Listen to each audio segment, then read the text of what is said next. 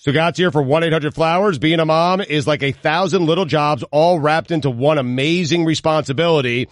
I know this from watching my own wife, how crazy it is, switching back and forth from trauma nurse to afternoon mathematician, from organizer-in-chief to five-star chef.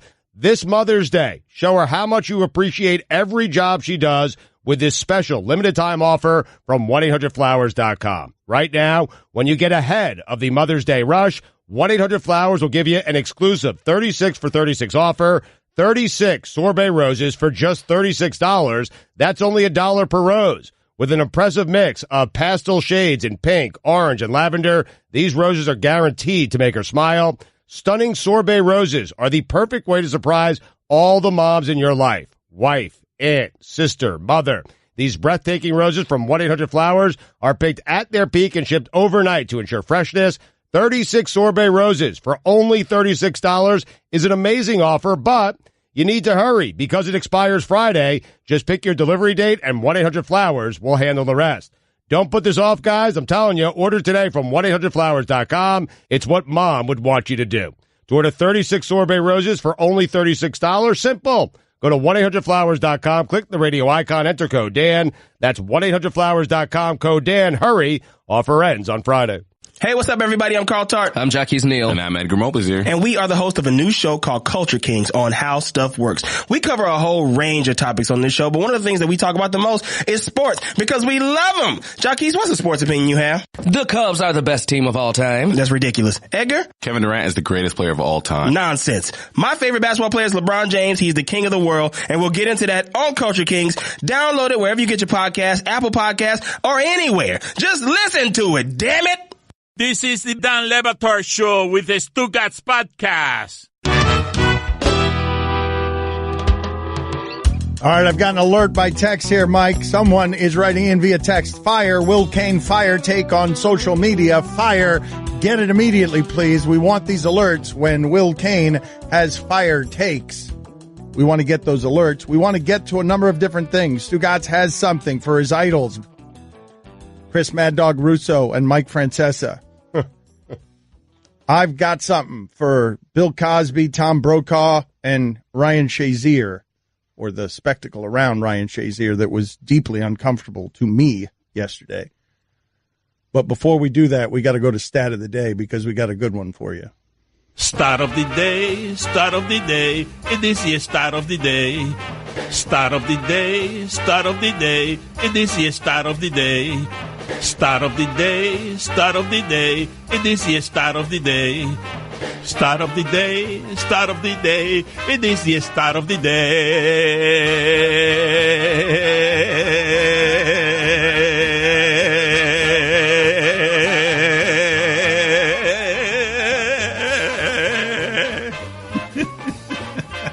Yesterday, Jeff Bezos made $12 billion.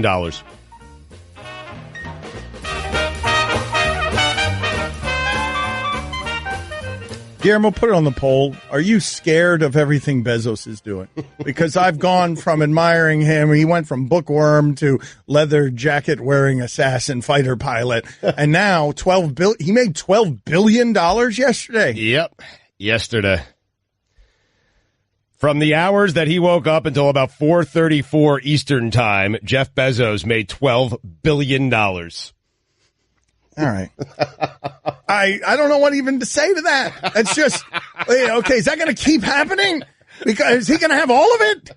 Like, is this his per diem now? $12 billion. $12 billion in a day. Like even Warren Buffett would be scared of that. No? And he's got Berkshire Hathaway. All right. So let's get back to Roger Goodell last night. He tried, man. He tried. Roger Goodell is the guy on Twitter pointing to his temple. I'm smart. He comes out with 3 Cowboy legends. Roger Staubach, Troy Aikman. He's flanked like a SWAT team. Yes. Like he's flanked on every side. Troy Aikman's the first one in with the battering ram. And it's Roger Staubach in the back and Jason Witten. So I got yesterday, I got today, I got War Hero. And as an added bonus, guys, can you come out flipping footballs? Just, like just throwing it around. Yeah. And this is what that sounded like as the spectacle. Roger Goodell, showman, comes out yesterday surrounded by the SWAT team Cowboy legends. Let's go to Roger Goodell to get this party started.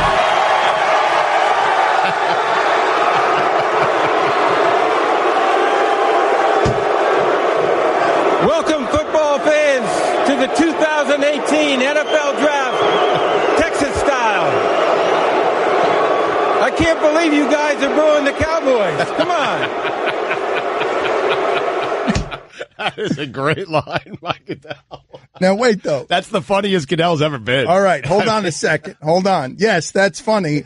But you were talking during the break, and I don't know. I didn't see this part of it. I don't like the draft. I only like to laugh at the draft. You were also watching the wrong channel. Well, for 5 minutes, I was watching ESPN2, which isn't the wrong channel. I don't know why you would do that to our corporate overlord. You thought you were watching the main It's not the draft wrong. coverage. Why is ESPN2 the wrong channel? Put it on the poll, Guillermo. Right. Should Mike be saying that ESPN2 is the wrong channel? But all these years where you haven't watched the draft, you thought to yourself, if you were watching, the guy you would be watching is Booger McFarland? No, what happened there? First of all, not fair to Booger. Not fair to Booger. Love you, Booger. All right, so you guys, this is a real good way to get in trouble here. Yeah. Do you know these people enough? Oh, yeah. Booger and I? Yeah. Way back. Yeah, very tight with Booger. So I didn't see this part of it, but what Stugotz was saying that was making me laugh, and perhaps it shouldn't have been, but we can be indelicate this way, or I can be anyway. So Stugotz, now keep in mind, I am telling you this. I didn't see it, so I might be heading into some mistakes here. I didn't see it. I don't know what Stugotz is talking about, but he says there was only one time last night where Roger Goodell was not booed when he came out. The legends coming out didn't do it. Yeah, it was a St. Jude's kid in a wheelchair who made a pick for one of the teams. No boos. He upped the ante. He did. And you got to boo the wheelchair. You got to boo it all. You got to boo it. You got to stay consistent. You got to be consistent in that spot. I understand. Look, man, I am uninformed. I don't know the sickness involved. Be consistent. Goodell gets your boos on draft day, and he can't win because he left there. Did he push the wheelchair out because he felt victorious? See, I did it. I tried it with the legends from Dallas. It didn't work. I got him. I win draft day, covered by all the networks. I gave the vigorous hug to Lamar Jackson, and I whispered in his ear, don't do what Kaepernick did. Like hit him on the back. I did like a wrestling heel in the working an opponent in the corner. Just squeezed him real hard and whispered to him, no Kaepernick, okay? No, don't do the Kaepernick. That gold chest chain that's pressing up against my chest, lose that too while you're at it. No, that's not what he said? No. He's so good at the hug, though, man. I'm telling you, Goodell never misses a hug. He's great at it. Not enough credit is given to Roger Goodell because there's ample opportunity to look really awkward. He's had countless handshakes and hugs on that stage. Oh, he's gotten good at it. He's got 10,000 hours. He's got Malcolm Gladwell's 10,000 hours of hugs, so he's an expert at it. Guillermo, put on the poll. Does Goodell show any competence as good as his hugging competence? Because, that he's perfected. That, he's trying to apply those 10,000 hours to domestic abuse causes, but you're going to have to give him time. Not much, though. Not much. So, what do you got for Russo? Your idol? Yeah. Chris Mad Dog Russo, who is now Francesa and Russo. Man, I've told you guys, this is the most insecure business I've ever seen in my life. Any walk of life. Any athlete comes, I'm not even talking about ESPN, though that too. Any athlete walks into ESPN, they come from locker rooms, they're sort of amazed by the insecurity and the vanity of television people and television things. This happens all the time. But radio's the worst of it. The worst of it. And so the stars of this medium, they invented the medium. They did. Mad Dog Russo, they don't want, and Francesa, they don't want anyone else to get the platform, man. They don't want to share with anybody. Francesa retired to much fanfare, 18-month farewell, long past due because he was falling asleep at the microphone literally falling asleep at the microphone, then getting mad at his producer when his producer woke him up. He took an 18-month victory tour and then decided 3 months later to come back. Right. And now what's crazy. Russo doing? Now listen to Russo as the overlord here of sportscastbaggery when he's the worst of them. I didn't know sports radio had a commissioner. Apparently it's Chris Russo. What he did, and listen, this is hard for me because I idolize both these guys guys growing up. I really, really did. I love Chris Russo. I set out wanting to be Chris Russo and then realized mocking Chris Russo would be much better for my career. But this is interesting because now Chris Russo, listen, the whole thing started with Mike and Chris on the MLB Network. And for those of you who don't know, Mike Francesa is coming back to WFAN next week after taking off for 3 months. He retired for an entire 3 months. It's ugly how insecure these people are. And I think part of the reason that Francesa did it was because he was not happy with what replaced him and because the person who did replace him sent him a nasty text. That's how petty this is. Okay? No, but he's been an ego monster for decades, man. Like he believes all his own bull bleep and has for decades. But here's the problem, man. The guy who took over their show is a producer. He is their former producer who worked many, many years, was very loyal to them, didn't make a lot of money, helped them build that show into the biggest sports radio show in America, and that kid took over the show, and all they've done since is mock that kid and given that kid no chance whatsoever. Bart Scott is one of the co-hosts. Chris Russo yesterday said on his show that Bart Scott has no place anywhere on radio. Anywhere on radio. Read the quote. Listen, it's absurd. First off, Chris, you decided to leave Mike because you didn't like Mike. And Mike, you decided to walk away and retire. And all you guys have done is sabotaged everything that station has done since both of you have left. It's absurd. Get over it and get over yourselves. Like, give people a chance to succeed, man. Stugotz is a radioactive kind of red. Mike, lighten it up around here. Man. Here is Stugotz's only appearance in the 30 for 30. Mike and the Mad Dog. They're talking sports, going at it as hard as they can.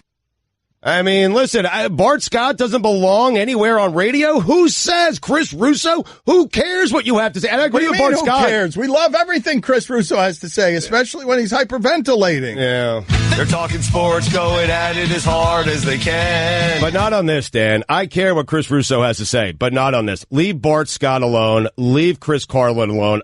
Chris, you decided to leave WFAN, and every time, the only time you make news is when you talk about WFAN, and I'm telling you, every time you do it, it makes you look terrible. It just makes you look awful. It makes you look like you wish you never left. You did. Sorry. You're not sorry. You know what? Bart Scott on the radio, don't leave the radio station. Mike, you know what? Chris Carlin on the radio station, then don't leave the radio station. All right. Both of you, zip it up. Okay, you're way too angry. Dan, no, this is listen, you know how much I love radio, and you know that I've done every job in radio. You're not the gatekeeper for radio either. I'm not saying that I am, but I don't anyone who has an opportunity. Who is Chris Russo to say someone doesn't belong on the radio? Who are you or who am I to say anything? But I'm not sitting here saying someone doesn't belong on the radio. If you get an opportunity, God bless you, good luck, and run with it. Have fun. Bart Scott doesn't belong on radio? Hey, get out of here. It's really odd that you're so fired up about this. He's insanely angry. This is why I'm angry. Okay. This is really the core of it. Okay. They decided to leave. Okay. Both of them. Chris decided to leave. Mike, you didn't like Mike. I don't care what Chris says. You covered this terrain already. And then Mike decided to leave, okay? Here's the problem. Mike Ryan, if Dan and I decided to leave and you took over the show, we would not sabotage you. And that's my problem. They have sabotaged this poor kid, Chris Carlin, and his entire show. I wouldn't. Mike, I wouldn't. I know Dan wouldn't. That's a fraud. ESPN Radio is presented by... What happened there? You would absolutely sabotage poor Mike. And I'm pretty sure you're so fired up about this because you just wanted that gig. I didn't want the gig. I didn't want the gig. If I had the gig, this would never happen. I can tell you that. I think you thought it was probably easier to replace a replacement than replace Mike Francesa. I'm just saying. You were also rooting against a fill-in. I don't want the gig. All I'm saying here, okay? By the way, say it to Bart Scott's face. Go ahead. Say it to his face. Say it to his face. Say it to anybody. Honestly, his quote said that he was actually going to say it to Bart Scott's face. I'll believe it when I see it. Listen, here's what I'm telling you. I don't want the job, okay? But I'm telling you. I'm telling you if I had the job. You're a liar. If I had the job, there's no way Mike's coming back. That's all I can tell you. Run! That's all I can tell you. Run! That's on, Totally sabotage me. Anyway, ESPN, I would. I mean, Mike. Chicken may have revealed his identity there. Next. You're holding up the line, ma'am. What did you say? You're next in line for the water slide, ma'am. Feet forward and enjoy the ride. Okay, dearie. This does look fun. Whee! Oh, you melted me. I've melted. God! The Wicked Witch of the West on a water slide? Surprising. What's not surprising? How much you could save by switching to Geico. See what you've done! Oh! Geico. 15 minutes could save you 15% or more. Don Le Batard. They're talking sports, going at it as hard as they can. Stugotz. They're talking sandwiches, going at it as hard as they can. This is the Don Le Batard Show with the Stugotz on ESPN Radio. Roy, would you be kind enough, please, to get me that story on Marvin Harrison carrying a baseball bat and having a conversation? Marvin Harrison. Oh, you be careful. Yeah. I saw a video of just a floating bat in the air. Well, this is the thing about this person that shall henceforth remain unnamed. Very quietly, literally very quietly, Marvin Harrison, as Bomani calls him, or I'm sorry, I'm sorry. That's a fine. Marvin, that is a fine, yeah. $5 maximum fine. Maybe more. Because, Marvin Harrison. And time will tell exactly how harsh that fine shall be. Yeah. Harvin Marison, we're going to call him for the purposes of this discussion because everyone's a little scared of him. This is a real live thing that happened in the NFL, if you're not familiar with it. There was a guy who played for the Colts that we always said was really, really quiet, and he was professional, and he was really the top of the profession when it came to meticulous discipline. He was Peyton Manning's best and favorite receiver. And also, he appeared to be in the shadows very quietly, maybe kind of allegedly doing things that were really awful. Keep in mind, at the time, as you mentioned, T.O. was the scandal, and everyone pointed to Harvin Marison and said, you be like that. That's right. Be more like Harvin Marison. He's a quiet professional. But now go read about Harvin Marison and do so at your own peril. And don't tell anybody about what you've read, including this baseball bat story. Clear your browser history. Yeah. So I'm now scared. I'm now officially scared that I've said too much. Yeah. This is the place that I am. Oh, you have. You have. All right. Well, let me move on to lighter matters then. Many of you are celebrating the draft last night, and you want to talk about the draft, and we will get you your serious football coverage, but not before first doing some important social commentary. Okay. Important social commentary.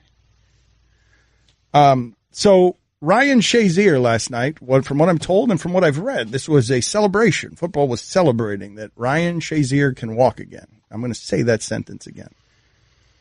Football is celebrating that Ryan Shazier can walk again. And I don't know about you guys, but when I watched that, I was deeply uncomfortable with him being used as a piece of propaganda and him being used as a piece of propaganda that doesn't actually help the image of your league as you're drafting fresh new bodies to throw into the maw of this money-making monster.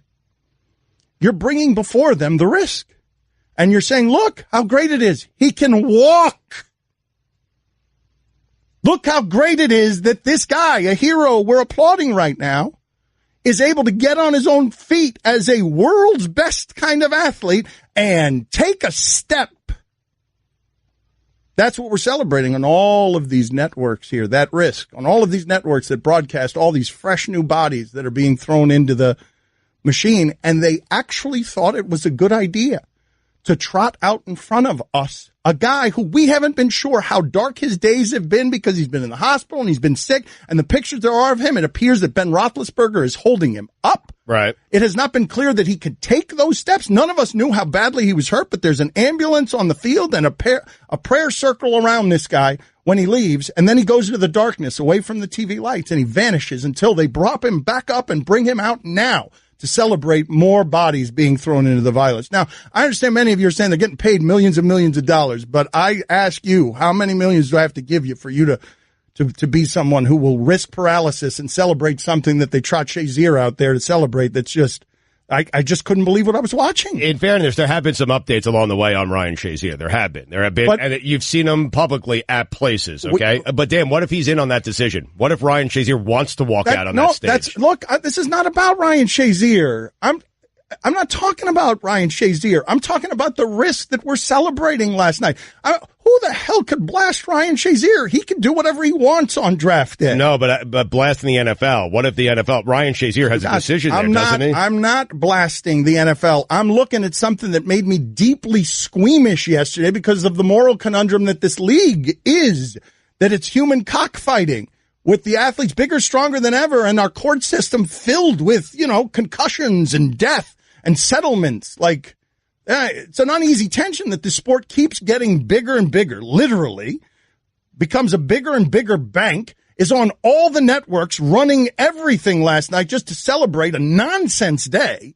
It was really difficult for me as someone who enjoys that day more than any other day on the sports calendar to be confronted with that sort of reality. I wasn't ready for it. It was weird at all, and it really sort of bummed me out because maybe I'm naive. I followed the updates. I just had no idea. I was stunned at how bad it actually was, and kudos to him. This isn't about Shazier. It's about that juxtaposition. I wasn't prepared to feel that emotion. And you felt bad about it, huh? Awkward transition. Time for some ads. I gotta be honest, I didn't think too much about it. I'm not saying you guys are wrong. I didn't think too much about it. I thought, wow, what a great story. Oh, most people. I did. Yeah, but what's the great story? A great athlete may never be able to play football again and can walk. That's the great story. Well, yeah, but I remember how badly I felt, when he was laying out on the field. And I remember last night thinking, wow, okay, Ryan Shazier is getting better. Dan, I realize. I get it. But also, thank you, football, for allowing us to feel better yesterday, as Ryan Shazier will now need help walking away from the lights, and maybe he doesn't feel so much better because he's been in the dark for a while, and he heads back to the dark to figure out if he could ever play football again because of spine problem. The emotion I felt was, I remember not too long ago, him walking out on that stage as a rookie getting drafted, holding up the jersey, and to see that over the course of a couple of years and what the sport did to him made me feel sad. Don Le Batard. You want to make something smart really dumb? I give you Stugotz. Stugotz. You love sandwiches, huh? This is the Don Le Batard Show with the Stugotz on ESPN Radio. ESPN Radio is presented by Progressive Insurance. Guests on the Dan Le Batard Show appear via the Shell Pennzoil Performance Line. Get the feeling of being rewarded with gold status at Shell with the Fuel Rewards program. Download the Fuel Rewards app. Join and start saving 5 cents a gallon today. Here's your SportsCenter update. NFL Draft. Baker Mayfield goes number 1 to the Browns, and Denzel Ward at number 4. Saquon Barkley goes number 2 to the Giants. Sam Darnold goes number 3 to the Jets. The Cardinals traded up to number 10 to get Josh Rosen. The Buccaneers traded up to number 12 to get Double V. Nope. No, you say it. No. Tavita, Tuliakiono, Tupelono, Mosesi, Vahe, Fihoko, Falatu, Villa. Nailed it. To shore up their defensive line while Lamar Jackson gets drafted number 32 by the Ravens. And finally, Swedish DJ, Avicii. Why am I saying that? Like he's Italian. Died unexpectedly on April 20th at the age of 28. A new statement from his family suggests that the musician sadly took his own life. The statement reads, quote, when he stopped touring, he wanted to find balance in life to be happy and to be able to do what he loved most, music. He really struggled with thoughts about meaning, life, happiness. He could not go on any longer. He wanted to find peace.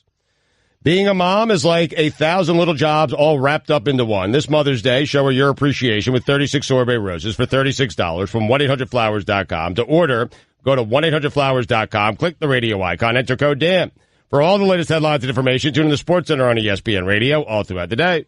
It feels to me like what I'm about to describe socially, these things I'm about to describe, it feels to me like they've happened very fast. Perhaps they have not happened that fast, but the idea, Tom Brokaw is now in trouble, 2 accusers on sexual harassment. The idea that the network TV newsman in my lifetime and his credibility has evaporated is weird to me. The idea that Dan Rather and all these guys, maybe you do it with Anderson Cooper, maybe you get your news wherever you do, but seeing that happen, seeing the Brokaws and the Brian Williamses and the Dan Rather, see them all disgraced in some way at the end is odd. But not as odd as what I'm about to say, which is, I thought it was odd that I actually saw Ozzy Osbourne go from Satanist that was the most dangerous thing in America evil in music to sitcom dad. So I thought that I couldn't believe that I saw Ozzy Osbourne go from evil perception, scares the children, tears the heads off of bats with his mouth, snorts lines of ants on the way to the bus in a way that scares Motley Crue. Like, snorts a line of ants. An ant, and do you know how hard, Guillermo, put it on the poll. Do you know how hard it is to scare Motley Crue with your drug use? So he goes from that to sitcom dad on MTV. MTV makes him the doddering grandpa. But I just saw the sitcom dad of my childhood jailed at the end of his life for how long is it going to be? Bill Cosby in jail at 80. Bill Cosby dying in jail. Jailed by Hannibal Buress. We've forgotten women so thoroughly that it took Hannibal Buress to remind us, hey, perhaps we should try a rapist, excuse me.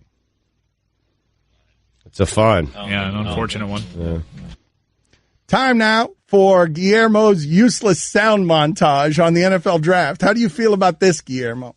I was a little rusty. I kind of missed it when I was doing it, and then once the process was over, I don't miss it. How many hours did you spend in this dungeon hearing to this, all of this, listening to, really, you're taking interviews with useless sound, right? You're like ZipRecruiter. Useless sound comes and interviews with you, and then you decide whether it gets in the useless sound montage. Yes, I don't really all right, understand. $2. Go ahead and play it. Oh. $2 for you, There is no better pro to learn from than Josh McCown. Two things stand out to me about Sam Darnold. First of all, he's a magician. I want to be a team that plays New York, hard-nosed, tough-style football. What's in his soul? What's in his heart? Who is he really? What is he really all about? Saquon Barkley was tailor-made for this football team. If you're going to play in Buffalo, you've got to have a big arm. And make no mistake about it, this guy's arm, this isn't just like, oh, wow, he's got a really good arm. Yeah. This is stuff that you don't see, for 10 years. I mean, he has got an absolute cannon. Talk is cheap. This isn't a talking man's league. This is a producing man's league. He's a winner. He's worked for everything he's gotten to this point in his career. Stop talking. Let's get to work now. Let's just get to work. You want a baseball analogy? He's Randy Johnson. You need to build it inside out, front to back. And he really fights for every yard and tries to win every play. That's his DNA. This kid makes our quarterback better. This is a kid that hustles. He makes our wide receivers better. Winning in college is a little overrated. He makes our O-line better. Got in some bad habits, pulled the ball out like a loaf of bread. He makes our defense better. Whatever happens, happens. And it happens for a reason. He was touched by the hand of God. It was a Dave Gettleman quote today. Gettleman, man. Sound of the day is brought to you by Dollar Shave Club. Upgrade to shaving with a fresh blade whenever you want for a fraction of the price. Join DollarShaveClub.com today. Splash! I'm sorry we did that to you, Guillermo. I'm sorry we made you go through all of that sound. Gettleman. It's a great breakdown by Hasselback on Josh Allen. It really was. He's just got a giant arm. Giant arm, and you need that in Buffalo where it's cold and windy. Right, yeah. It's not normal. It's not a normal giant arm. It's the most giant of giant arm. Don Le Batard. You're just allowed to give me one word on what you think. I tell you, American flag, you give me one word on what you think. Go ahead, Chris. You're only allowed one word. Freedom. That's what I was going to go with. Stugotz. Guillermo. Bald Eagles. What? 2 words. Well, I mean, God, $2. That's a fine. $2. I mean, That's a fine. Do you realize how hard it is to be that bad with 2 words, man? Apple pie. I got 2 words for you. This is the Don Le Batard Show with the Stugotz on ESPN Radio. Tim Kurkjian going to join us in about 15 minutes on the Shell Pennzoil Performance Line. Get in touch with the show anytime to the 1-800-Flowers Twitter feed at Le Batard Show at Stugotz790. This Mother's Day, show her your appreciation with 36 sorbet roses for just $36 from 1-800-Flowers.com. To order, go to 1-800-Flowers.com/ESPN. Mike, which is the better sound from among what we have here? Is it Mina Kimes freaking out during the Twitter Live podcast? She was oddly emotional about things. She cursed at one point, which is frowned upon here at the network. Mina's a fan, though, man. Like, Yes. she really cares about this She's stuff. got a Super Bowl tattoo on her bicep. Yeah, this was like Seahawks related. I got to tell you, I did tune in to those guys on Twitter for a little bit. It was really fun. Dominique, Jason Fitz, I believe, Field Yates, and Mina Kimes. And it's really cool to be able to watch it on Twitter. It was just fun and different and informative. Like, it was really well done. Yeah, they're all very good. And so if you want some alternative programming, Mina Kimes, is this the funny sound here? Why was she cursing? Because the Seahawks did something she didn't want them to do? Is that why she was cursing? Why is Mina Kimes, as a representative of this great company, Disney, why is she cursing on the internet? Don't do that, rookie. So, Field, you were saying the Seahawks get what? What Green Bay gets 18. Yes. They gave Seattle 27, 76, and 186. Love it. Oh, yes, we love it so much. And love it. Scene. Love it. Did she forget that she's... I mean, she curses on our show, so... So Josh Allen was drafted.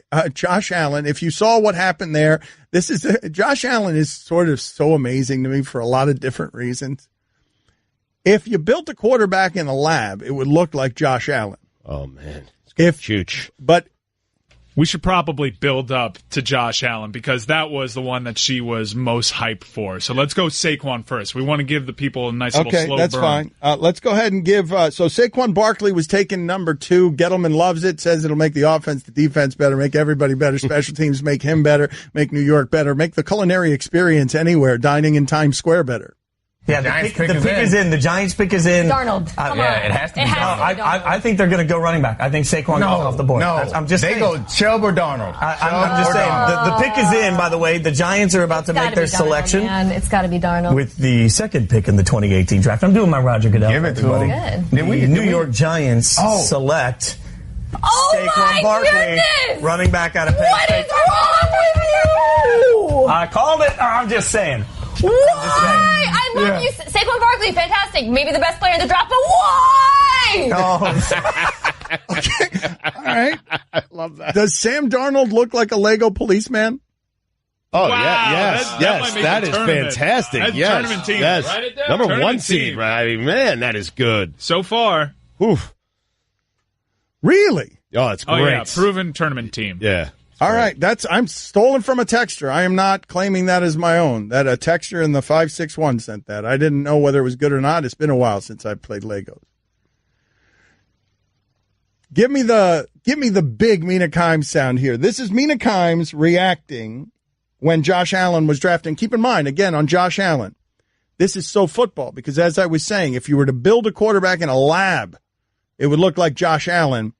If you were to build a college quarterback who was terrible, it would look like Josh Allen. So this is very confounding. This is, that's a terrible college quarterback, and he's got all the skills except for that whole thing of throwing successfully. But giant arm. Oh my God. Giant arm. Yes. So Buffalo, all of a sudden, I've been told in the cold weather, you got to have a big arm. Yeah. I didn't know that. I didn't know that. I figured cut through the wind. Man. I know, but I figured having a big arm was always good. Like you didn't need it to. I didn't think Tyrod Taylor's problem in Buffalo was not a big enough arm. E.J. Manuel's problem in Buffalo wasn't not a big enough arm. It was definitely a problem for Tyrod Taylor. There were certain games windy enough he couldn't get the ball downfield. I'll tell you, in Arizona you don't need a big arm, but in Buffalo you do. Yeah, and why not get a big arm that rode that big arm all the way to All Mountain West honorable mention? Yeah. Guillermo, put it on the poll. Do you need a big arm in Buffalo? That's all I'm going to ask you. Now give us the payoff. So, Buffalo traded up. They had to scamper up to get old big arm, big hands, Josh Allen, who, again, I remind you, terrible college quarterback. Wouldn't have wanted him on your team. Like, most schools wouldn't take him. I would have picked Rosen over Mayfield and I'm Darnold. a fan, man. He's a good okay, that's got to be Rosen reaction. That can't Well, be. that's Josh Allen. Josh Allen. Wow. Josh Allen. No! What are you doing? So let's remember. That's incredible. Mina's done for the day. This is madness.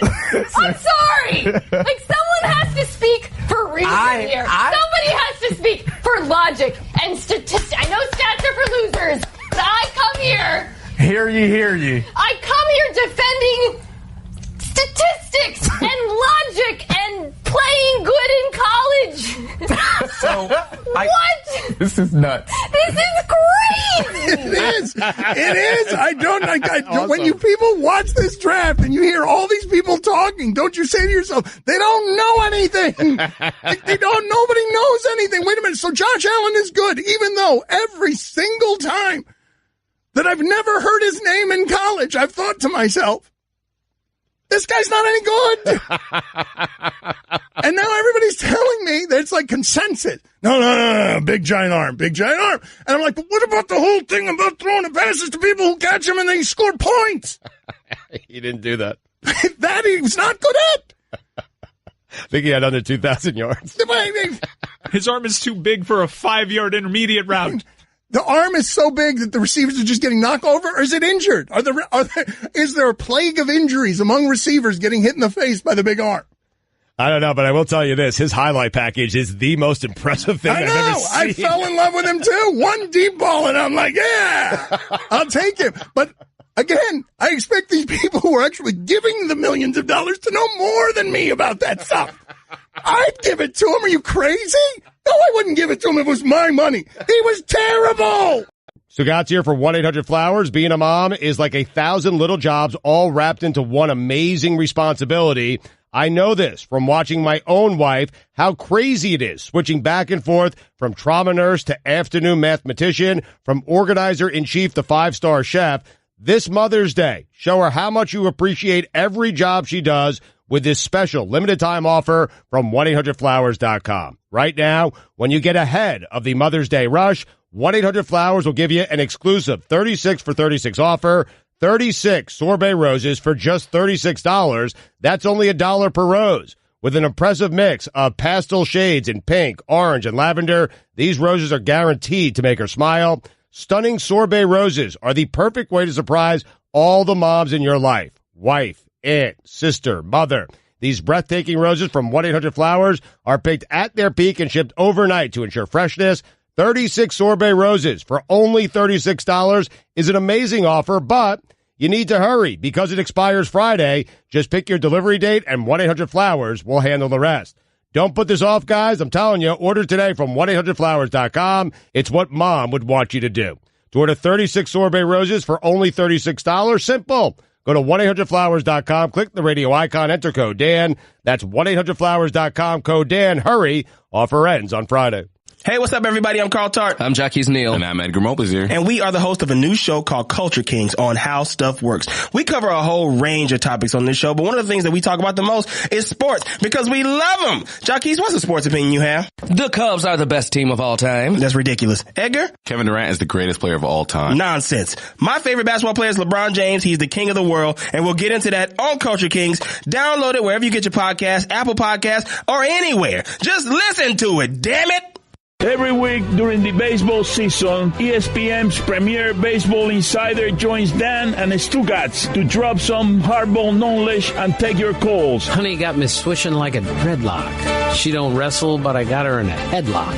Yabba dabba doo, make her bedrock. Yeah! Here is Dan Le Batard, Stugotz, and Tim Kurkjian on ESPN Radio.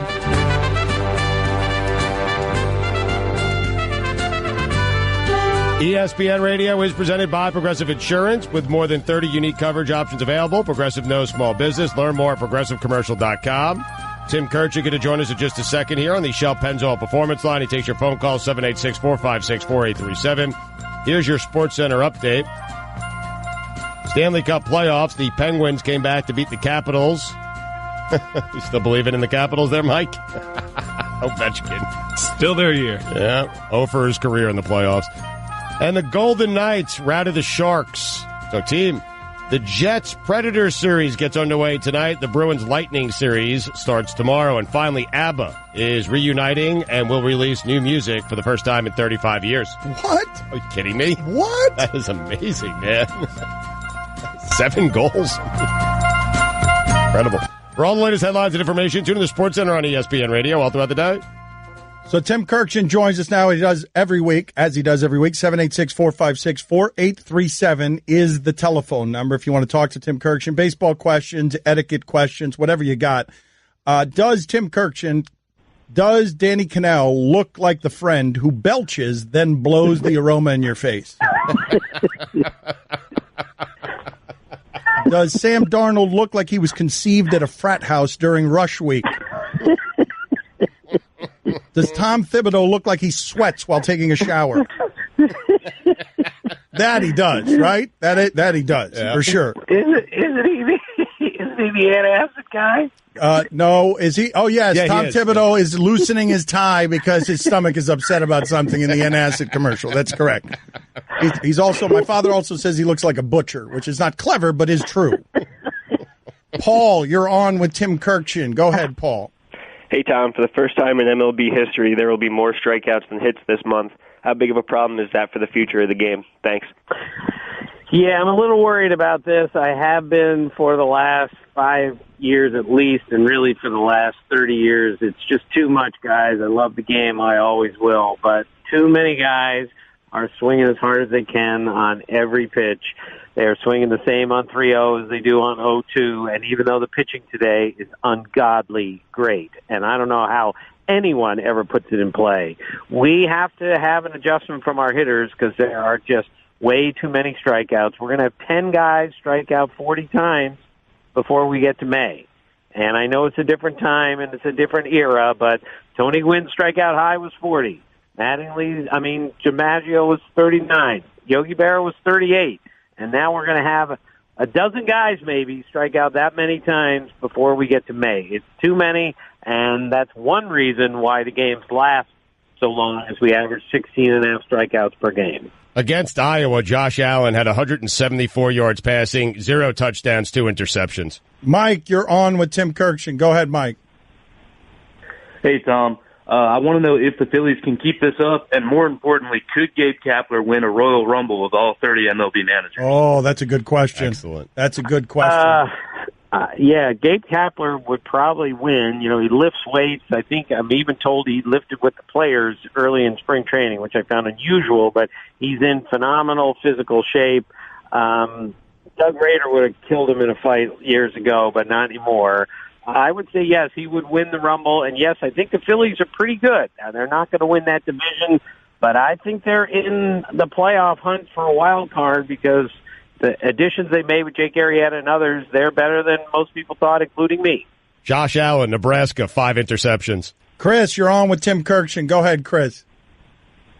Tom, how far do you think Giancarlo Stanton could drop down in the lineup this year? I think the worst is over for him, and I don't see any benefit in dropping him to 7th or anything like that, no matter how poorly things go.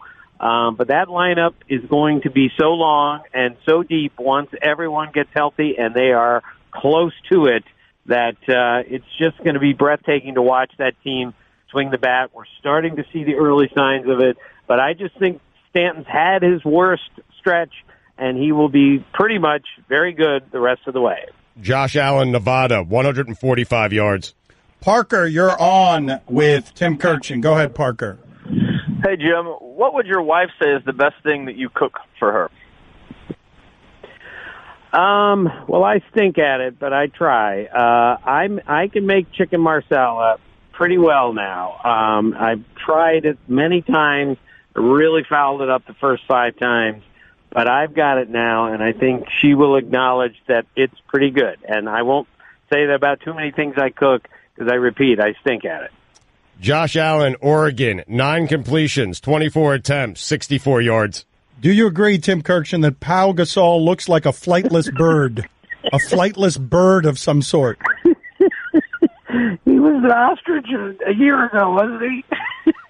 Yes or no? Not an ostrich. Yes. Just all flightless birds look like Pau Gasol. Does John Harbaugh look like the cyclist who gets visibly upset with you as you drive past him, despite the fact that you're diligently obeying all traffic laws?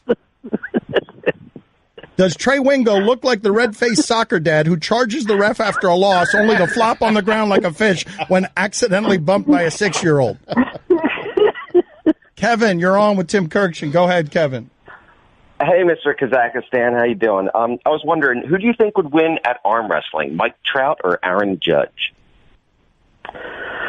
Well, I'm not good at that. I don't think I've ever won one of those. I would say Trout would win because he's got shorter arms, and I think, knowing nothing about it, that's really important. Plus, he still weighs 235, and he's unbelievably strong. So I'll take Trout because he's got shorter arms. Josh Allen, Hawaii, 92 yards. Andrew, you're on with Tim Kurkjian. Go ahead, Andrew. Yes, Tim, I wanted to ask you what your favorite minor league park was.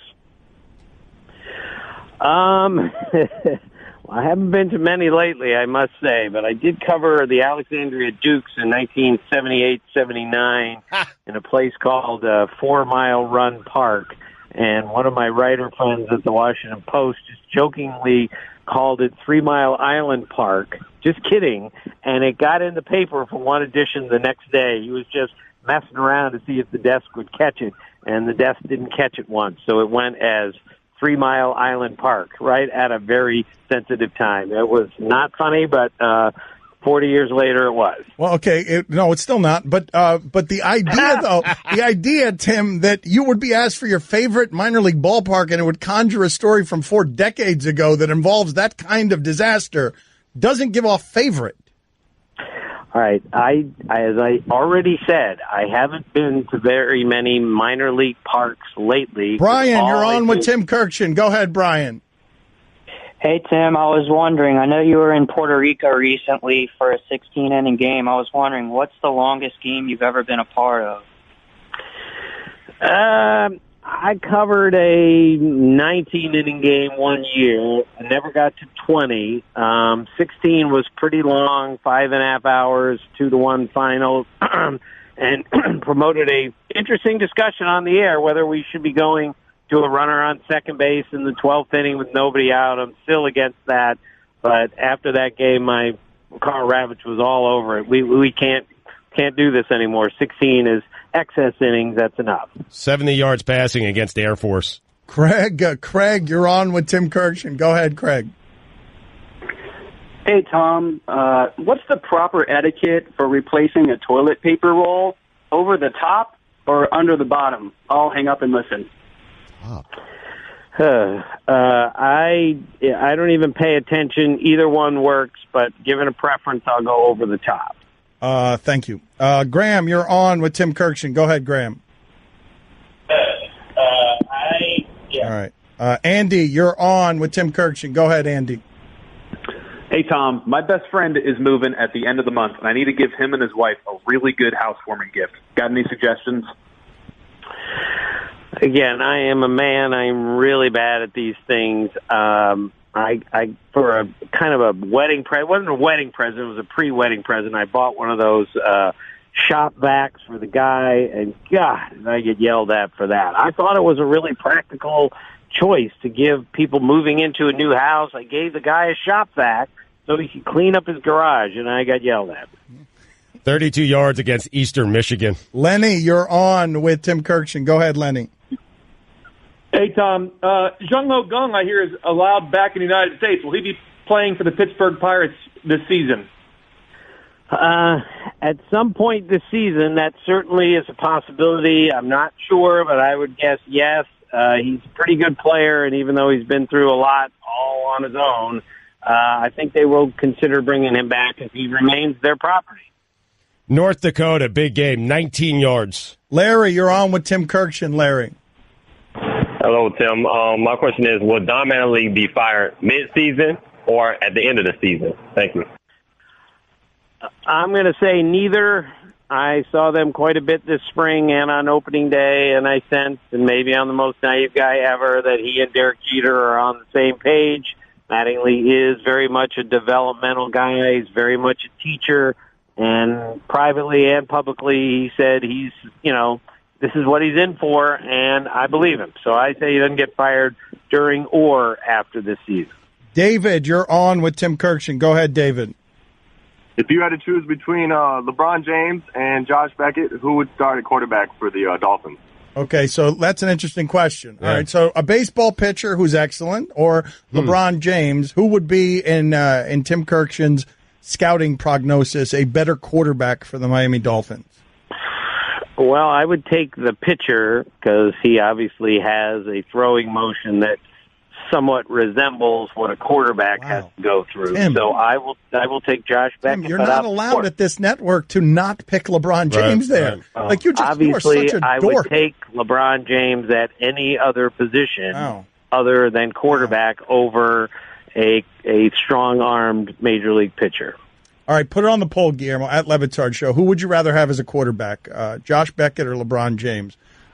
Tim Kurkjian, does Joel Embiid look like he snatched a French fry off your plate while you were getting a refill and then tried to act like nothing happened? Does Shane Battier look like an actor who played an astronaut husband in a Lifetime movie of the week? I take both those guys over Josh Allen. Does Anthony Davis look like the guy you see your ex-girlfriend out with that makes you realize that she is never getting back together with you? Does Adam Silver look like the well-meaning scientist in a movie who gets captured and forced to do nefarious experiments only to be killed later in the film by the abomination he helped to create while staring into the camera, saying, "What have we done?" just seconds before his death? Yeah. I thought it was a bowling pin. Look, I don't dance now. Now he looks more like a bowling pin. All right, Adam, I thought he looked like a finger, but he looks like a bowling pin. I love that he has these memorized. Yeah, he does. He's got a list at home. He's got an actual big board, unlike that counterfeit Kuiper who got as many exactos as Cody yesterday. You leave him alone. He was amazing last night. Seriously, man. Everyone in the neighborhood knew about Bobby. Bobby, the basketball boy, they called him. Bobby wanted to go pro someday, so he was always out in the driveway shooting hoops. But one day, his mom came out and told him, "Hey, your wife wants you to take out the trash." His mom was visiting, and Bobby was a grown man. He had kind of missed his window. Plus, no one had ever seen him actually make a basket. But on the other hand, Bobby had heard how Geico could save him money on car insurance, so he switched and saved. So it was all good. Don Le Batard. Give us as much as you can here. Take us up to the dramatic first pitch, Billy. Jose Urena standing at the back of the mound. He reaches down. He's rubbing some dirt and rosin on his hands, and here we go. Stugotz. And the pitch. Oh, God, a home run on the first pitch of the game. Oh, my God. Welcome, Derek Jeter, and that concludes our Marlins coverage for the season. This is the Don Le Batard Show with the Stugotz on ESPN Radio. I want to play some Josh Rosen sound for you. I love this quarterback. I want him to have great success. I was bummed that the Cardinals traded up in front of the Dolphins. I would have liked to have seen the next 10 years of Josh Rosen's career in Miami because, along with Jameis Winston, it's the best college freshman quarterback I've ever seen. And I know he didn't improve much after that, but I saw a professional poised talent from the moment that he took a snap, and I wanted to see it here. But now all the more because he says things like this. He is totally relaxed in front of the cameras and microphones in a way very few quarterbacks are. He had a hot tub in his dorm room in college, and he behaves like it. He is going, it feels like, he is smart, swaggering, dorky Joe Namath. This guy has a personality at the position. Yes. Baker Mayfield's is a totally different personality. To me, I marvel at an NFL that exists at the leadership position that tells me that Baker Mayfield is someone whose off-field stuff is somehow less dangerous than Josh Rosen being an independent thinker. Yeah, I mean, he's the guy I wanted as a Jet fan. I wanted that guy. I think part of the reason he's so relaxed, Dan, I don't know how much you know about his family. There is so much money there. His great-grandfather created the Wharton Business School. Everyone's an Olympian athlete. Everyone's made tons of money. I think he knows, hey, if this NFL thing doesn't work out, I'm good. These insecure NFL meatheads who are scared of confidence and scared of intelligence, these copycat, insecure meatheads who demand the toughness out of others are scared by a dude's brain. They're not scared by the settlements that have to go through the courtrooms on the brains that are damaged, but this one that's fully healthy, they don't like it, that it's quite healthy. And so he says things like this, and God, I hope this kid's good. There were 9 mistakes made ahead of me. and I will make sure over the next decade or so that they will know that they made a mistake. I was pretty if I fell. 1, 2, and 3 went by, and just kind of went into a blur after that. I was really angry. Teams were passing on me, and I was honestly expecting to get picked at some point and have to fake a smile and go up and pretend to be happy. I love that, man. He's just going to give us Mayfield's going to give us personality at the position, and so is this guy. Josh Allen, probably not. No, but it's so Aaron Rodgers like. He spent a ton of time with Rodgers headed up to the draft. They're very similar. Rodgers said he's very similar to me, and you could hear some Rodgers there. Like he's confident, man, and he's talking to two teams there. He's talking to the Jets. He's talking to the Browns. Well, the Giants were squeezed between the Browns and the Jets, and they just had what appears to be an uproarious press conference. There is a picture floating around of the general manager of the New York Football Giants, who can tell everybody what it's like to be a New York Football Giant. There's a picture floating around of him at the press conference explaining why it is that they drafted Barkley, and he's making fun of analytics nerds. And he's making fun of people who use numbers and stats to analyze things because the Gettleman gut is better than anything that your Wharton Business School can produce. This is my guy, man. No, and he starts imitating like he's typing at a typewriter, a keyboard, to suggest what a dork all you analytics guys are. And Pat Shurmur, his head coach puppet, is looking at him intently as like, I can't wait for the masterpiece my leader types up here on his imaginary keyboard. I think I heard a podcast where they said Gettleman never trades down. There's people out there questioning if he knows actually how to trade for additional draft picks because he's never actually done it. And he had this quote. No, I love this quote. Hold on a second, okay? Hold on. Like this quote, I know what you're going to play here, and this is so Gettleman. But again, I want the accompanying picture. The joke is just going to be, the joke that ends this segment is just going to be this guy's voice explaining to you how he can't be bothered on draft day. This guy who invented football, this guy who is mocking the sports and the stats nerds. This is how we're going to end the segment. Again, the picture is of him pretending to type at a typewriter to make nerd jokes about the people who are applying math and intellect and, their brains, things much weaker than the Gettleman gut. And this is how Gettleman reacts to people wasting his time, man. People call you and they want the second pick of the draft for, a bag of donuts, a hot pretzel, and a hot dog. It's like, you get away, leave me alone. I ain't got time to screw around. Don Le Batard. Bleep yeah! Bleep yeah! Stugotz. Bleep no! Bleep no! This is the Don Le Batard Show with the Stugotz on ESPN Radio. So Gettleman is now, we've got a raging war going on here because now I am now alone again. Again, everybody in the Stugotz and Stugotz Army and shipping container, everyone loves Gettleman. Yep. And I'm sitting here.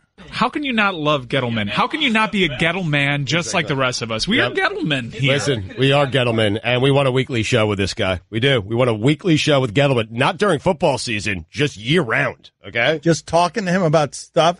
All right, let's hear this quote again, okay? Let's just hear. This is Gettleman. Gettleman was very busy yesterday, taking the most athletic person in the draft with the second overall pick, and then his mom could have scouted him. That's what he says. According to Gettleman, anybody could have scouted him. That's the highest praise, right? I'm guessing when it comes to Gettleman is saying that as, look, if I scout him, it's impressive because I see special things, but my mom can also scout well because she's a Gettleman. Of course. I want to hire Gettleman's mom. Okay, yeah. Let's Apple doesn't fall far from the tree. I mean. Let's go ahead and play that sound again so people can hear Gettleman in all of his flamboyant arrogance. People call you and they want the second pick of the draft for, a bag of donuts, a hot pretzel, and a hot dog. It's like, you get away, leave me alone. I ain't got time to screw around. I just looked at Fat Chris and we both had the same thought, which is I'd have made that trade. Like as soon as I pick up, wait a minute, hot pretzel, a hot dog, a bag of donuts. Yes. Who do you want? Odell? Deal. Oh, they want Saquon. No, but you want Odell? Do you want Odell? Whoever's calling with a hot dog, a hot dog, a hot pretzel, and a bag of donuts, I'm running to meet in the lobby and giving them whatever they want, even and up to and including Odell Beckham. You're sliding your entire roster. That's right. Here you go. Would you like a wide receiver? Thank you very much. Does he call the Maras and says, hey, I got him up to throwing in a hot dog? A Knish. You throw in a Knish, I'll give you Eli Manning. Done. Deal. So we're getting some complaints here all over the place. Knish is a funny word. Put it on the poll, Guillermo. Knish. Is Knish a funny word? It's also something I have no doubt Gettleman eats on a daily basis. For sure. What else does he eat? I don't know, but there's a 45% chance he's holding one right now. No doubt. Yeah, it's a little mustard on it right on the corner there. I'm right not on the with corner. you, guy. Yeah. I have got Gettleman being someone who will only eat carnage, like only proteins and meat. No, I'm telling you. Like never a vegetable, never maybe a baked potato if he's feeling frisky. I'm telling you, a Knish, and there is no question, like a corned beef turkey sandwich on rye, he is all over that thing, man. To him, fish is his vegetable. I got him cooking up a home alone in his underwear, a meatloaf at 10 p.m., and that being his only meal. I got him also as a big leftover guy. He's always bringing in lunch and Tupperware. I don't think anything's left over. So a lot of people are complaining about the way we're covering the draft. I'm switching to ESPN New York on the app. Humpty and Canty are at least talking about the draft. These dummies don't have to talk about the Yankees or the Mets, but at least talk about the Dolphins and the Bucks and Jacksonville. Got 3 teams in Florida, and they don't talk it. Wow. Then this guy chimes in from yesterday, old Lacey Gearhart. Why is it okay? He's complaining. He's snitching to ESPN on us. Yeah, one of these snitches. Right. Old Lacey the snitch. Why is it okay for Dan Le Batard to talk about men's testicles and Fitzgerald's butt on the air? If any man were to talk about a woman's butt or breast, they would be immediately fired. That's how he wrote it. Immediately. Oh, that's a fine. No, that's on him. He wrote it immediately. Fine for him and a fine for you for blaming him. ESPN's double standards continue. I mean, sir, what are you doing whiffing around our show? You don't understand anything that's happening around here. You complained to ESPN on Twitter, shaking a fist at me and Stugotz for talking about Larry Fitzgerald's beautiful butt, an obsession with which I will not be deterred, not by anybody. Oh, they're allowed, but you say that about a lady. Yes, you say a lady has testicles. I don't know. I don't know what this person is complaining. What is this person's home life like? He's complaining because we objectified Larry Fitzgerald. Yeah.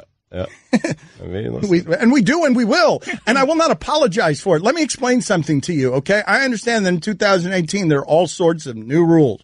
We got a Washington team named after a racial slur. That one's okay, but nothing else is. I want to take up this cause. What are the things that you're allowed to make fun of? The bald? Yeah, me. The fat? The fat. Fat men. Yeah. Fat men. Fat man, certainly. Sam Darnold. Fat. Wait a minute. Do you really think that Sam Darnold is going to be fat?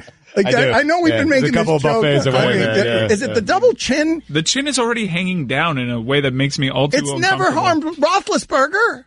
But even Roethlisberger didn't enter the league that way. He drank his way to that. Or ate his way to that. Am I right, Guillermo? Can you put this on the poll? Does Ben Roethlisberger run like a skyscraper? You okay? The texture's rubbing off on you. You better correct that immediately. Immediately.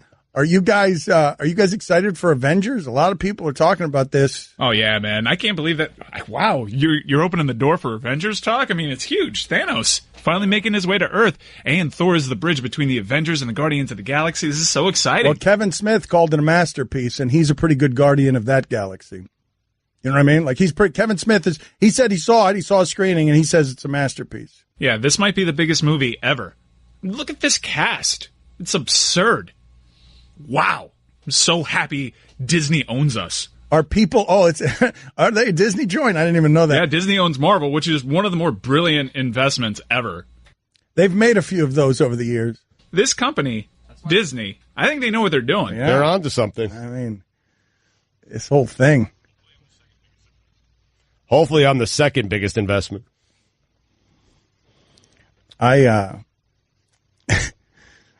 You're amazing. What happened? You're just generally amazing. You're working on books. You're making deals. You are the modern media mogul. Like where you haven't shaved in a week. Shave. I mean, yeah, you endorse Dollar Shave Club while your face looks like a carpet of gray and black that smells bad. No time to shave, man. I'm so busy. You have all these projects you're not finishing. Exactly. Busy moguling.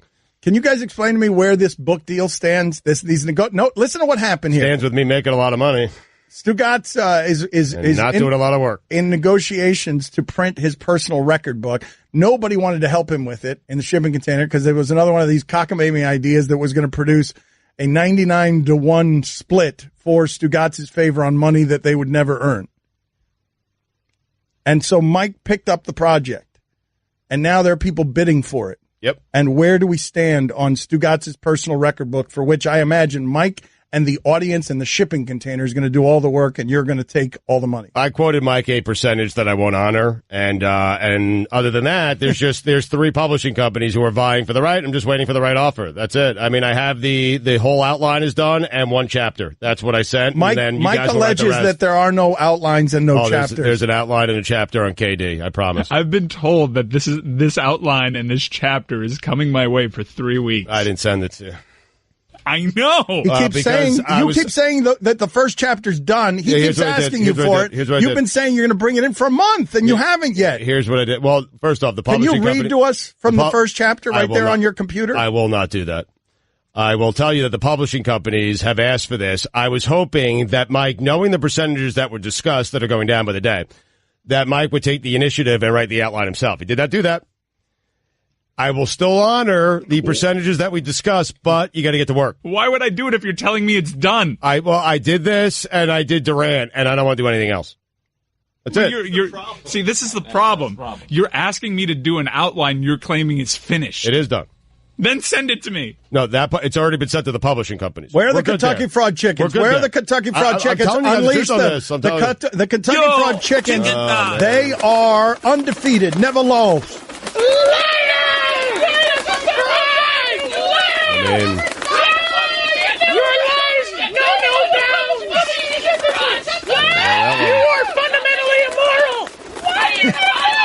All right, chickens. That's enough. You beat him down. Enough. Sorry, this one's personal. I know. I understand. I get it.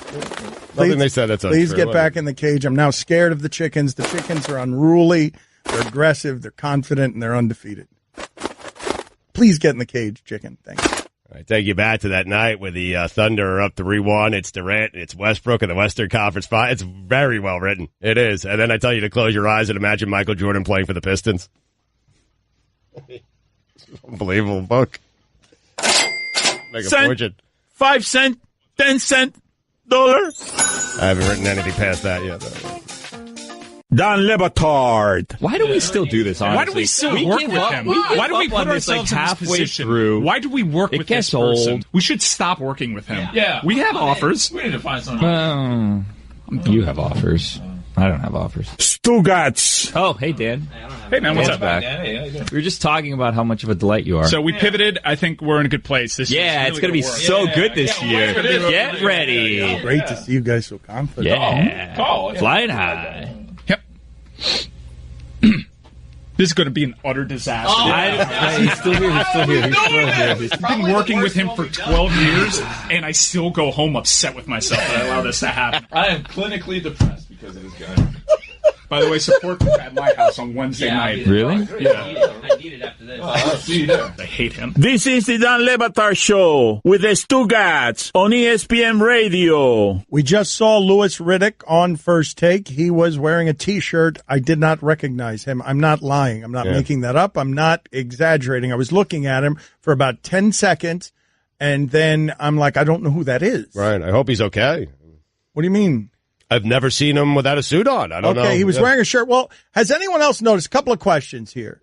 Billy, put it up on the poll. Would you recognize Louis Riddick in a T-shirt? And I know we did a version of that earlier this week, but I just got surprised by it. I saw him on television in a T-shirt, and I did not know who it was. That's weird. Yeah. And I had another question, but I forgot it now. Okay. There was a second question I wanted to put on the poll at Levitard Show. A second Riddick question, or thank you, Stugotz, for all your help there. You got it. All of the tired people on ESPN today, all of the Riddicks and Adam Schefters and everyone else, they look like the Walking Dead. Yeah. Adam Schefter, his eyelids are closed. I'm pretty sure his bottom lip is sedated. Yeah. I think I saw him drooling. I mean, and Wingo took another day off. I mean, it's unbelievable. And so the other question is, have you noticed that all of the people at ESPN look bleary-eyed tired from the draft? Should be called Golic or Wingo, right?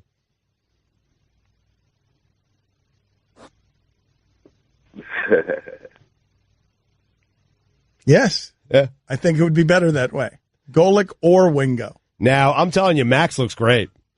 I don't know what's going on with Max. All these people are listening to us, but also Max didn't do anything with the draft, which is why he looks fantastic. Right, he is fresh. That's right. Well, Stephen A. Smith has stopped stealing his soul after we accused him of it. And also, Max took a reprieve from the draft. I see that ESPN's soul was corrupted last night by the draft. Everybody around here is walking around like zombies on television, no matter how much makeup we apply. And like everybody yesterday, if you had tuned in at a certain time yesterday, you would have heard such manpower wasting time talking about a guard. Like just across the network, across the networks. ESPN has bought sports now, okay? Nobody else is allowed near sports, and this is how we're going to cover it. It's just going to be everybody at every crevice of the facility talking about the guard the Colts draft. Great day. I know you kid. I mean, there aren't enough words to describe Quentin Nelson. He's good, man. Can you help me understand something as a Browns fan, Mike? Help me understand this. Do I have this right? The Browns didn't get a consensus top 5 pick, even though they were picking 1 and 4.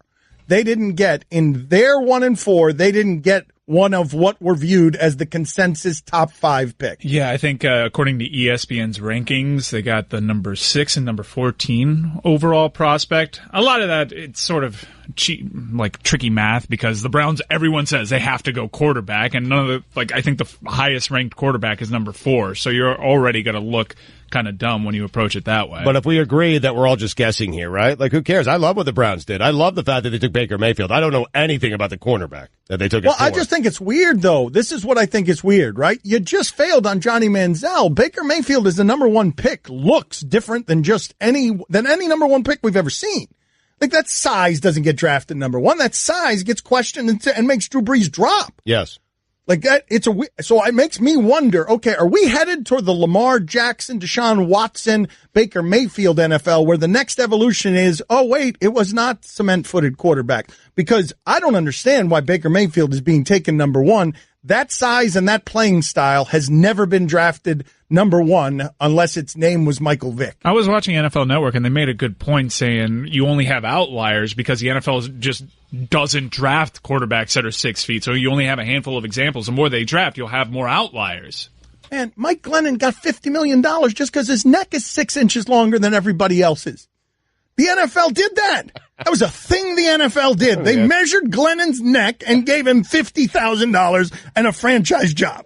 Stugotz here for 1-800-Flowers. Being a mom is like 1,000 little jobs all wrapped into one amazing responsibility. I know this from watching my own wife, how crazy it is switching back and forth from trauma nurse to afternoon mathematician, from organizer-in-chief to 5-star chef. This Mother's Day, show her how much you appreciate every job she does with this special limited-time offer from 1-800-Flowers.com. Right now, when you get ahead of the Mother's Day rush, 1-800-Flowers will give you an exclusive 36 for 36 offer, 36 sorbet roses for just $36. That's only $1 per rose. With an impressive mix of pastel shades in pink, orange, and lavender, these roses are guaranteed to make her smile. Stunning sorbet roses are the perfect way to surprise all the moms in your life. Wife, aunt, sister, mother. These breathtaking roses from 1-800-Flowers are picked at their peak and shipped overnight to ensure freshness. 36 sorbet roses for only $36 is an amazing offer, but you need to hurry because it expires Friday. Just pick your delivery date and 1-800-Flowers will handle the rest. Don't put this off, guys. I'm telling you, order today from 1-800-Flowers.com. It's what mom would want you to do. To order 36 sorbet roses for only $36. Simple. Go to 1-800-Flowers.com, click the radio icon, enter code Dan. That's 1-800-Flowers.com, code Dan. Hurry. Offer ends on Friday. Hey, what's up, everybody? I'm Carl Tart. I'm Jackie's Neal. And I'm Edgar Mopes here. And we are the host of a new show called Culture Kings on How Stuff Works. We cover a whole range of topics on this show, but one of the things that we talk about the most is sports because we love them. Jacques, what's the sports opinion you have? The Cubs are the best team of all time. That's ridiculous. Edgar? Kevin Durant is the greatest player of all time. Nonsense. My favorite basketball player is LeBron James. He's the king of the world, and we'll get into that on Culture Kings. Download it wherever you get your podcasts, Apple Podcasts, or anywhere. Just listen to it, damn it. Don Le Batard. Yo, chicken time. Stugotz. Smarter guy. This is the Don Le Batard Show with the Stugotz on ESPN Radio. ESPN Radio is presented by Progressive Insurance. Guest on the Dan Le Batard Show appear via the Shell Pennzoil Performance Line. Here's your SportsCenter update. JB Bickerstaff signed a 3-year deal to become the Grizzlies head coach. That'll fix it.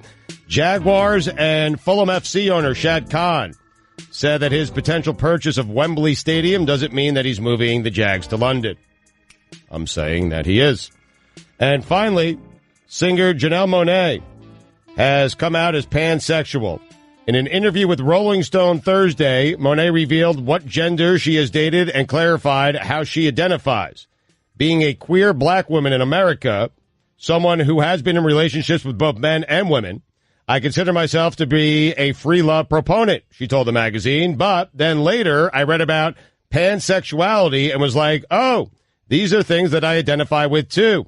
I'm open to learning more about who I am. I don't know what that is. What is pansexuality? No? You're looking at me. Well, I'm just thinking, you're reading it. I want to know what is. Okay, you don't know.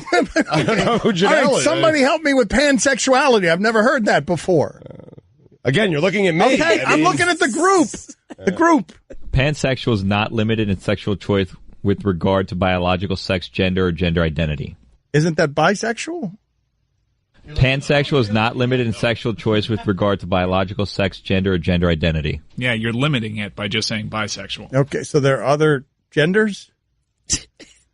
Okay, let's keep it moving. That's Jemele Hill, by the way. We're going to talk to her in a second. I got 2 more sentences. By the way, I think it was Webster that tweeted that pansexual is the most searched term today on their website. So everybody's doing what I just did. Yes. Not Josh Allen? It should be Josh Allen. For all the latest headlines and information, tune in the Sports Center on ESPN Radio all throughout the day. Jemele Hill, Giving the Straight Talk, is brought to you by Straight Talk Wireless. Best phones, best networks, no contracts. So one of the things I wanted to talk to Jemele about is this is just shocking. The whole thing that's happened around Bill Cosby, to see it happen, no matter how many times you've been betrayed by thinking that someone isn't the real person in the commercials like Tiger Woods selling you, morality or family amid infidelity. What's happened here with Bill Cosby is bizarre for a number of reasons, not the least of which he was outed by a comedian. So Hannibal Buress, who was tired of Bill Cosby telling black people to pull their pants up, ends up he's gonna end Bill Cosby's life, and deservedly, because of all this trail of victims where a sitcom dad has become a serial rapist. And what I wanted to talk to Jemele about is, as a child who grew up with him as the sitcom father, and more than that, the representation of black America to white people on television, to see this guy jailed at 80 for what might be the rest of his life. Like, you receive that how? Well, like a lot of people, I was just as surprised and stunned, not necessarily by the outcome of this, but just when the allegations first popped up. I'll be frank, until Hannibal Buress said something, I had no idea that this sort of reputation had been following Bill Cosby. I mean, not only was he kind of this, comedic icon and the Cosby Show for black people, to see someone like Bill Cosby and Phylicia Rashad and that show to represent black people in a much different way than had ever been represented on network television. It was amazing. It made every black person want to have a black family. It made you want to go to a historically black college between the Cosby Show and A Different World. And to know that behind the scenes and that he was terrorizing and raping and drugging women is just unconscionable. And for me, it's been not that my feelings really matter considering how so many women have been traumatized by him, but this has just been a really bad week for people that you have always carried a certain amount of respect for, only to find like, maybe I should just either sort of put them in it. Well, Bill Cosby he's just banned. Like he ain't coming to Wakanda. He's gone, right? So there's that part of it. But then there's other people where you find yourself having to make this choice between how much do I love their art and what they produce versus thinking to myself, this might not be a person that I actually like. Hello, Kanye West, right? And so as Chance the Rapper learned, sometimes y'all have to save those Don Quixote capes.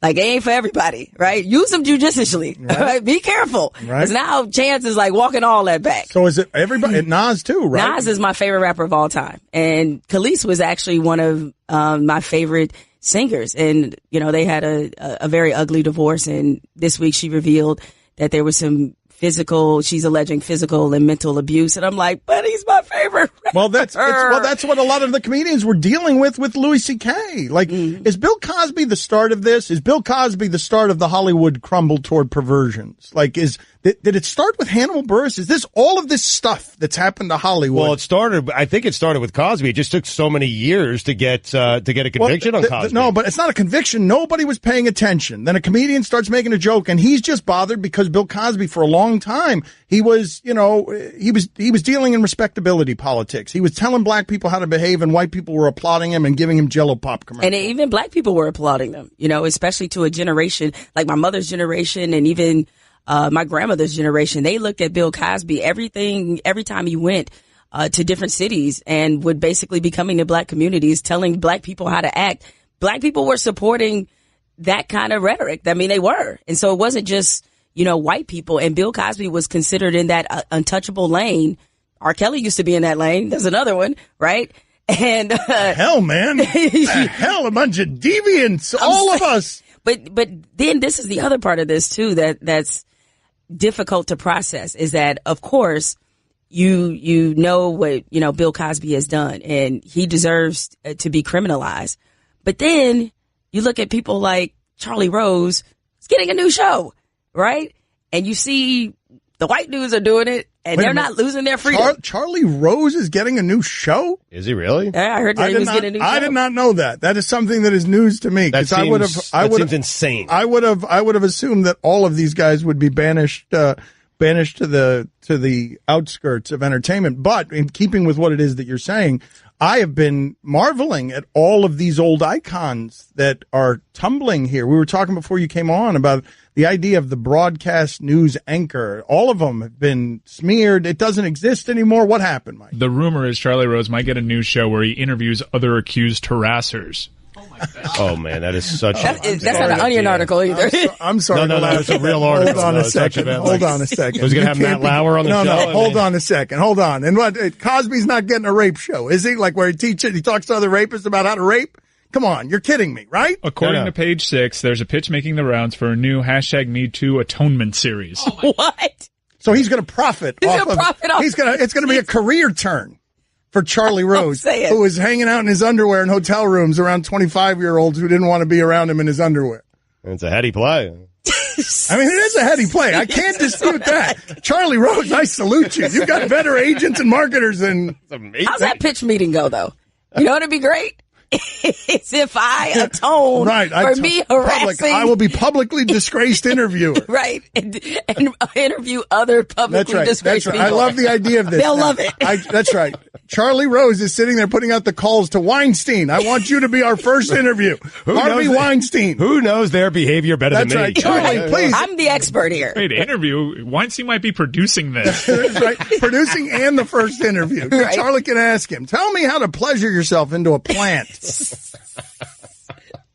You know how in Hollywood they always say that when you make a pitch, it's, you know, you take two movies and say it's Ocean's 11 meets, I don't know, Star Wars, right? So what would be those two things that you would put together and say, hey, it'll be The Accused with Jodie Foster honestly, meets. Yes, I know. What's the group we're going to put together? Two things I can't wait. Wait until OJ parlays this into How to Kill People. Asking, seriously, OJ's driving around here getting ideas. Just saying. Cent, 5 cent, 10 cent, dollar. He did do that show already, and it didn't see the light of day for 15 years until Fox had a well-built-up special about it. Ryan! I don't know how else to say this, so I'll just say it. What is it, Linda? I think we should see other people. Are you breaking up with me? On a roller coaster? Well, we do have a lot of fun. Maybe we should stay together. An emotional roller coaster? Surprising. What's not surprising? How much you could save by switching to Geico. I just need a little me time. Geico. 15 minutes could save you 15% or more. Don Le Batard. That's ridiculous. Idiot. I know it was a terrible Barkley impersonation. Never heard it before. It was just... Sui nominee. Stugotz. Really bad. You guys want to try all your Barkleys? Oh, that's a terrible idea. That's pretty good. That's better. Anyone else want to get in on the bidding? Ernie, Dan Le Batard is an idiot. It's terrible. Yeah, pretty good. I don't want to go after that. Yeah, Kitty. Let me tell you something, Kitty. That Dan Le Batard is an idiot. Thank you, Roy. You're welcome, Dan. Tell your fat daddy I hate him. Oh! Fat Chris making an appearance. Fat Chris once again a surprise. This is the Dan Le Batard Show with the Stugotz on ESPN Radio. Now, Jemele Hill is with us here. She'll be with us for the remainder of the show. She will be let into the club at the end of the show today. And one of the things, I've been meaning to talk about this for a while. Jemele, have you ever seen, we've been talking about Bill Cosby and just how different things are in 2018. Do you remember when James Brown went on CNN to do an interview after being accused of domestic abuse? Did you remember seeing that interview? It's one of the strangest interviews in the history of television, and it's an interview that simply would make everyone go crazy if it happened today. If it happened right now with this accusation amid Me Too, you don't know what I'm talking about. I don't. Like, okay. I remember the accusations against James Brown, but I don't remember the interview. I'm sorry to catch you off guard because it's just a crazy interview, courtesy of CNN. This is many, many years ago, but listen to this sound where I think it opens with them telling you the nature of the accusations. It resulted, as a matter of fact, in Brown assaulting his wife with a lead pipe and firing a gun at a car that she was in. These are charges that Brown denies. He was released yesterday on $15,000 bond. He joins us from Atlanta to discuss the charges, and we welcome you, James Brown. How did all of this trouble begin? Living in America. There's nothing wrong. Nothing wrong at all? You're not in any difficulty, but you're out on bond. No, I'm not. Have all the charges been dropped? Yeah, I'm out on love. Well, are you out on love or out of love? Which is it? Out on love. Alone from night to night, you find me. Okay, we're just getting started. Mm-hmm. That actually happened? Hold on. No, it gets worse. It keeps going again and again. I'm just asking you to imagine all of this in 2018. Your fans will have read all about this, James. Aren't you concerned about that? No. Dageshan. I'm concerned because there's nothing wrong. And what are you going to say to your fans when they ask you some questions about it? I'm going to say I feel good. Papa's got a brand new bag. It's a man's world. It's a man's world. He's saying that a lot. Those accusations, he was saying it's a man's world. And I'm not sure whether I'm allowed to laugh at this, but it's amazing because you got a crazy person being interviewed on television. Now, the women love you when you get out there. Why do you think that is? Huh? Because I look good. Why do you think that is? You I smell good. I feel good. And you sing good. And make love good. Oh. Well, there we are. We don't have to ask anybody else. We got that from the source. There you are. What? Wait a minute. What? Wait a minute. There are two sounds. There are two sounds in that last clip that you played that need to become a song in the next segment. Let me hear that last clip again. No, not yes, that's one of the sounds. That's one of them, yes. That's one of them, but I want to hear the whole thing. I want to hear the whole clip, yes. Now, the women love you when you get out there. Why do you think that is? Huh? Because I look good. That is? You I look smell good. I feel good. And you sing good. And make love good. Oh. That one. Yeah. Her. Well, there It we wasn't are. even We him. don't have to ask anybody Her, else. We because got that's an that from the awkward source. situation, right? Perfect. Sorry.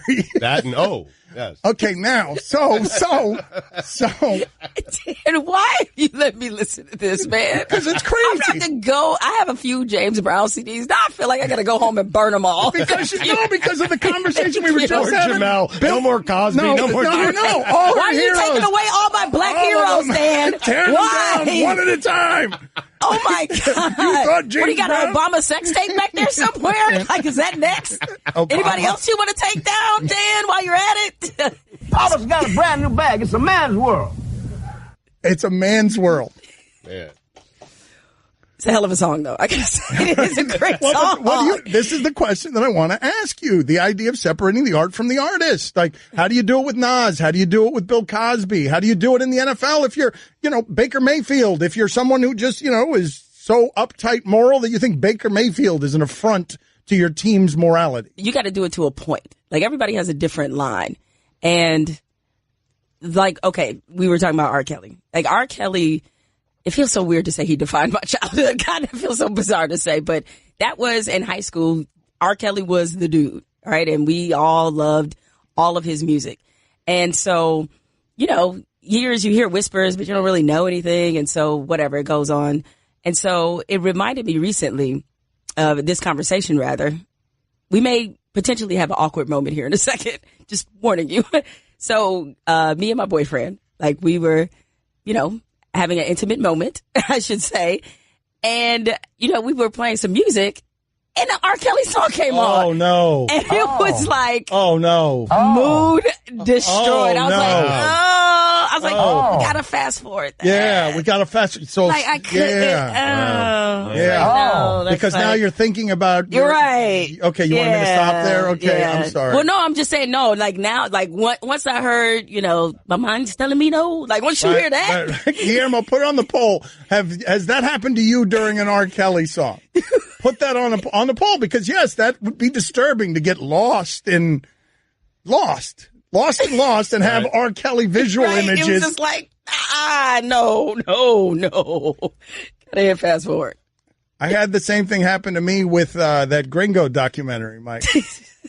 What? You saw it? Yeah. Oh. Yeah. There's a fascinating story on Netflix involving a guy who had a very interesting life and his an interesting life, and his sexual proclivities are jarring.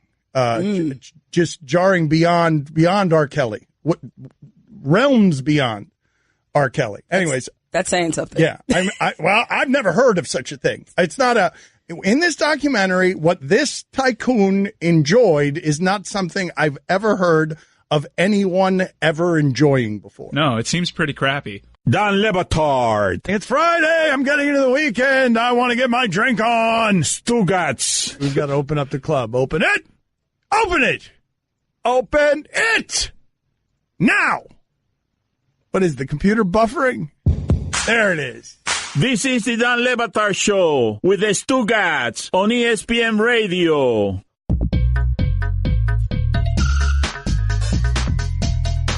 We close out each week with the club, and the club is dressed up by thebblacktux.com. Looking great at your big event is easy with thebblacktux.com. To score $20 off your purchase. Simple. Visit thebblacktux.com/Dan. That Liam Neeson sound was courtesy of the AP. Stugotz, you have a Dolphins stat there that you like? A Miami Dolphins stat? Yeah, for people who don't know, Jason Witten is contemplating retirement. And if he does retire, he's going to meet with Jerry Jones today. If he does retire, there is speculation that he'll join the new Monday Night Football crew in the booth as the lead analyst. So Will Brinson tweeted out, because now we're all saying goodbye to Jason Witten. He tweeted out, Jason Witten averaged 80 catches per year from 2004 through 2017. Adam Beasley, who works for the Herald, who covers the Dolphins, he follows up with this tweet. The Dolphins have never had a tight end catch 80 passes. They've been playing football for 53 years. There you go. All of them, weirdly 6-yard button hooks. Every last one of them. It's amazing. It was always open, like the Cap Boso play in Tecmo Bowl. Yeah. Let's go ahead and update the polls at Le Batard Show. Catch Jemele Hill today on Highly Questionable, 4:30 Eastern. Our thanks for her hanging around the Miami proceedings all week. We can catch her up on the polls here before we open up the club. What should the name of the show be? Golic and Wingo or Golic or Wingo? Yeah, because they're always taking time off. Yeah, mostly Hal. Yeah, 90% of the audience said Golic or Wingo. Are you scared of everything Bezos is doing? He made $12 billion yesterday. Yep. 76% of the audience said yes. He also bought 2 mansions in Washington that have like thousands of toilets in them. I don't know what he's going to do there. Living the dream. Should Mike be saying ESPN2 is the wrong channel? Mike did say that. 69% of the audience said yes. Oh, nice. Do you know how hard it is to scare Motley Crue with your drug use? That's a great question. I mean, Ozzy Osbourne snorted a line of ants outside the bus. 65% of the audience said yes. Do you need a big arm in Buffalo? 75% of the audience said yes. Okay, very good. That was the analysis on ESPN last night. Who would you rather have as a quarterback, Josh Beckett or LeBron James? Kurkjian said Beckett. Yeah, he did. 78% of the audience, LeBron James. What is I don't know. thinking? Kurkjian's an idiot. Baseball. What an idiot.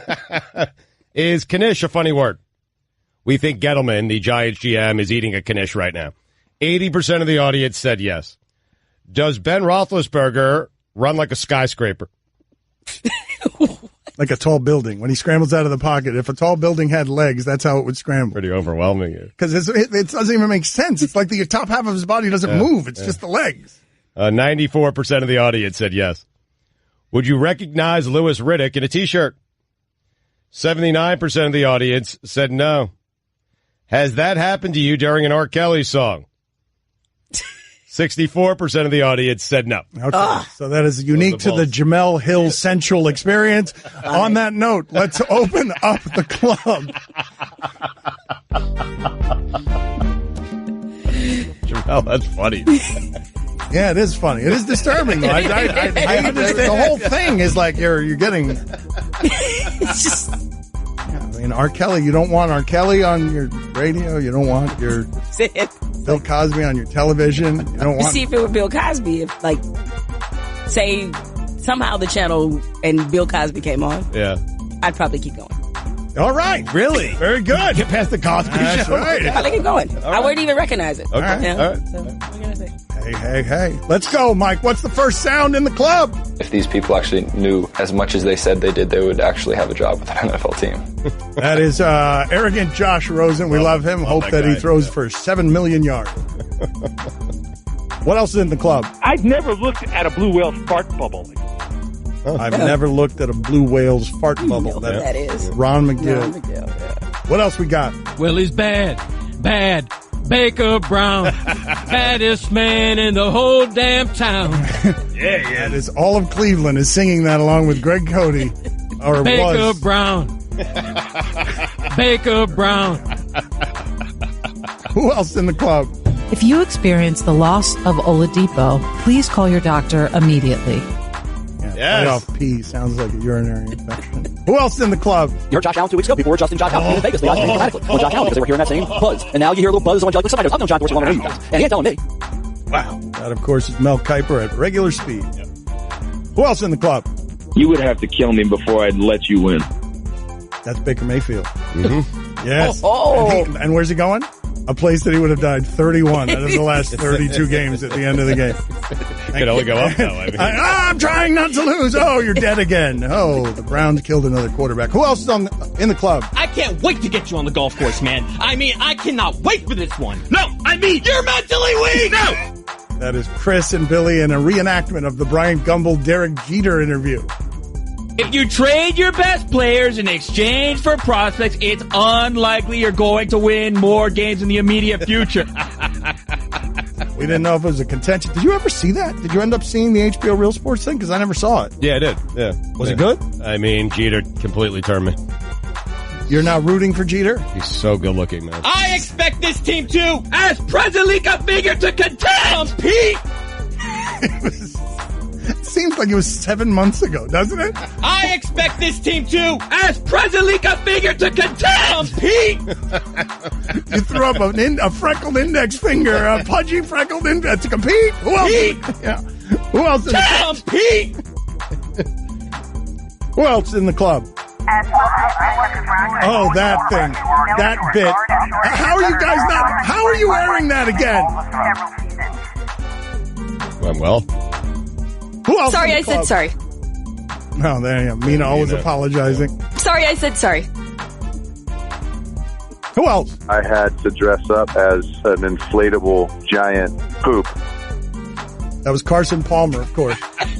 Welcome, football fans, to the 2018 NFL Draft, Texas style. Papa's got a brand new bag. It's a man's world.